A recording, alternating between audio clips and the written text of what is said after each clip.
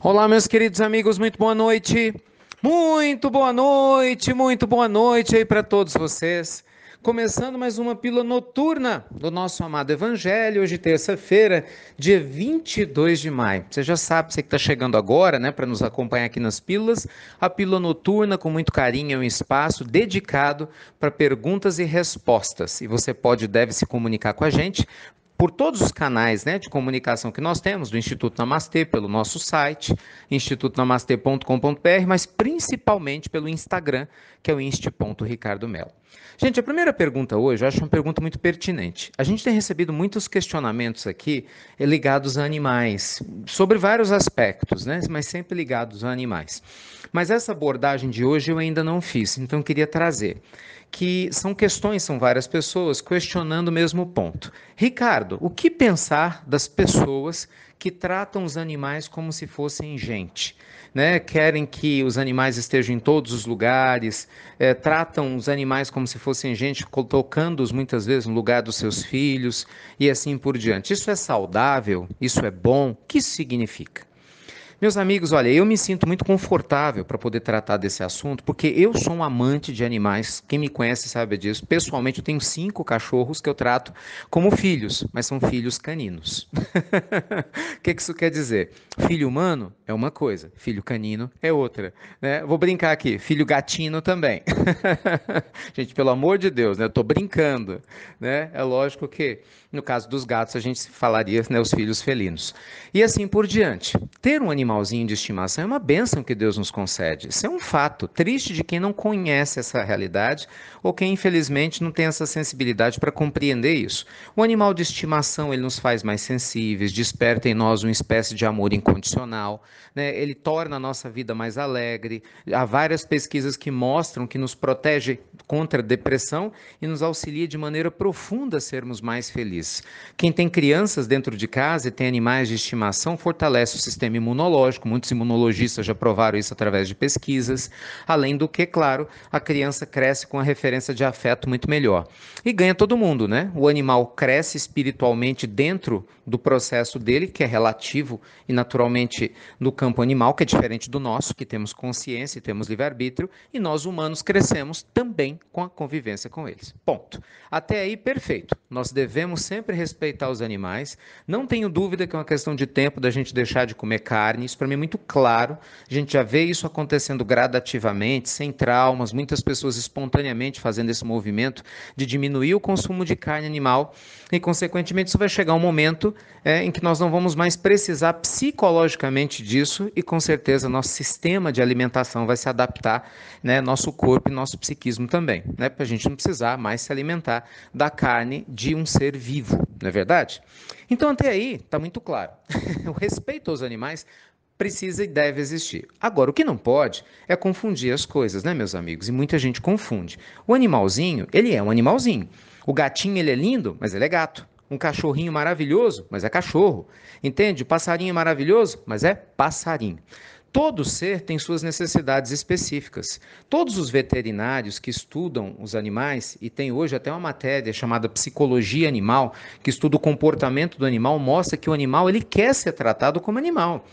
Só que nós humanos, por causa da nossa carência e por essa proximidade com esses bichinhos maravilhosos, a gente acaba projetando a nossa carência neles.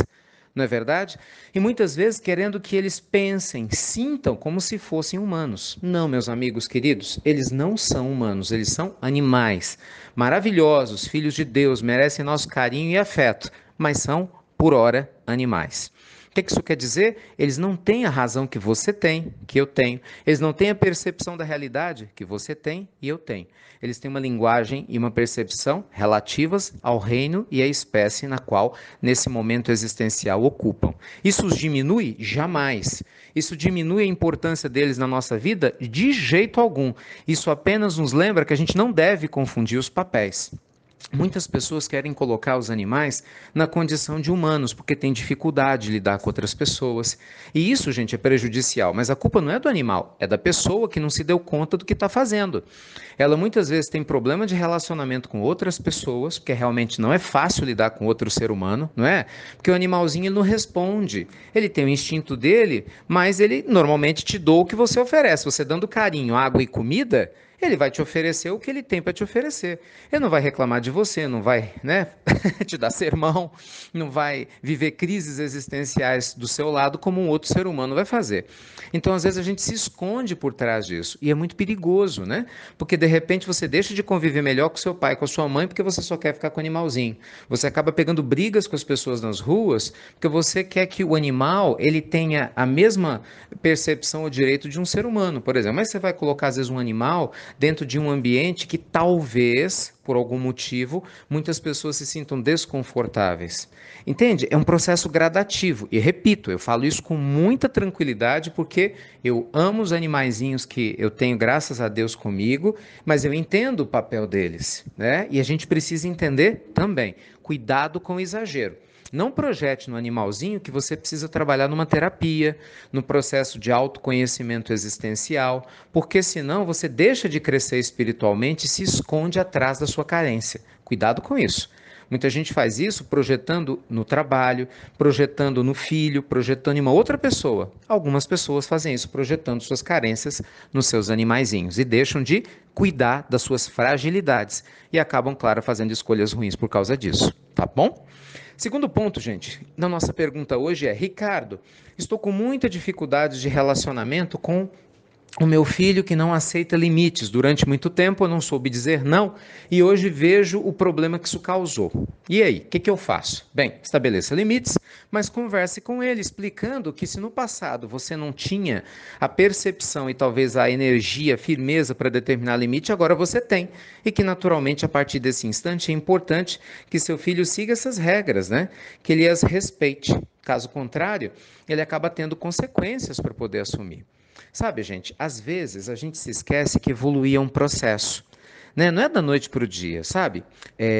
Se você tem uma máquina e a sua máquina por algum motivo dá defeito, naturalmente esse defeito vai trazer uma dificuldade muito grande para você.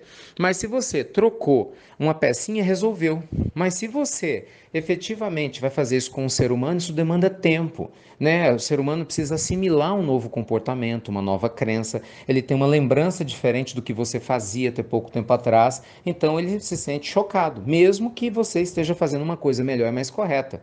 Então, tenha paciência, trabalhe com diálogo, com carinho, e se for necessário, claro, com firmeza, porque educar exige muitas vezes firmeza, mas sem se esquecer que esse é um processo, ainda mais que durante um bom tempo você infelizmente não fez o dever de casa, né? Mas que bom que despertou para começar a fazer agora, tá bom? Então é isso, meus amigos. Você já sabe, você pode e deve enviar suas perguntas aqui pra gente, inst.ricardomelo, sempre um carinho, um prazer responder.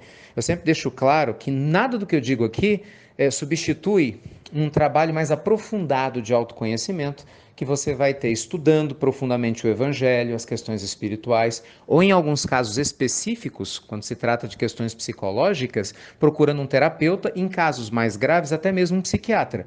Nosso papel aqui é apenas de acolher com muito carinho, com muito afeto e respeito, e de orientar dentro dessas diretrizes que o Espiritismo nos propõe. Mas vamos nos recordar sempre que cada um de nós é responsável pelas escolhas que faz. Tá bom? Que Deus te abençoe e proteja, e você já sabe, né? Obrigado por ouvir e compartilhar nossas pílulas do nosso amado Evangelho. E até breve, até muito, muito breve.